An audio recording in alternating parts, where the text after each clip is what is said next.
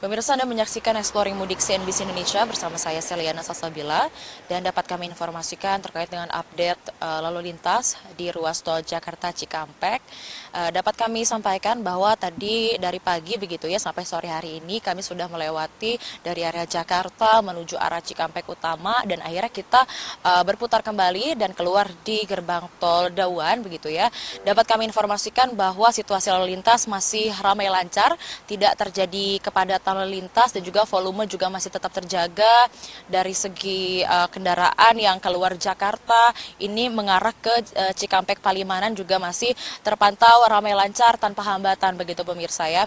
Dan dapat kami sampaikan juga bahwa untuk lalu lintas atau kendaraan yang keluar dari Jakarta ini sudah menyentuh angka kurang lebih 1,6 juta per tanggal 30 Maret 2025 per pagi hari tadi begitu. Dari informasi yang kami himpun juga karena ini berhubungan dengan puncak arus mudik yang sudah terlewati di tanggal 28 Maret 2025.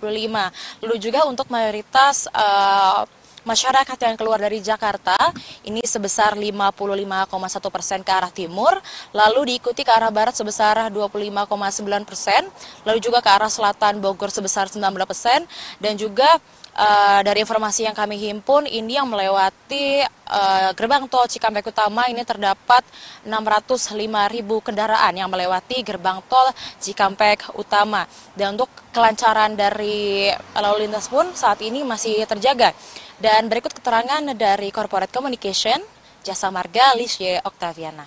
Terkait lalu lintas yang memang sudah keluar Jakarta, kemarin juga sudah kami umumkan bahwa puncak mudik Lebaran sudah terlewati kemarin di Jumat malam 28 Maret sampai per tadi pagi sudah terhitung lebih dari 1,6 juta kendaraan yang keluar Jakarta atau lebih tinggi 0,9% dibandingkan periode yang sama tahun lalu.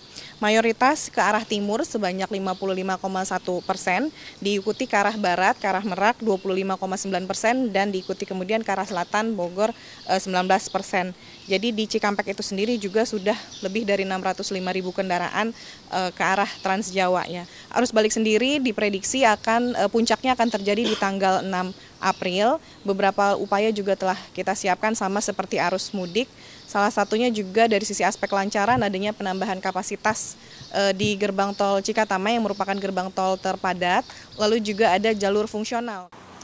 Dan pemirsa, untuk arus balik sendiri ini diprediksi akan terjadi pada tanggal 6 April 2025, dan sama seperti biasanya nanti akan ada penambahan kapasitas di gerbang tol Cikampek Utama, lalu juga diikuti oleh penerapan rekayasa lalu lintas secara fungsional.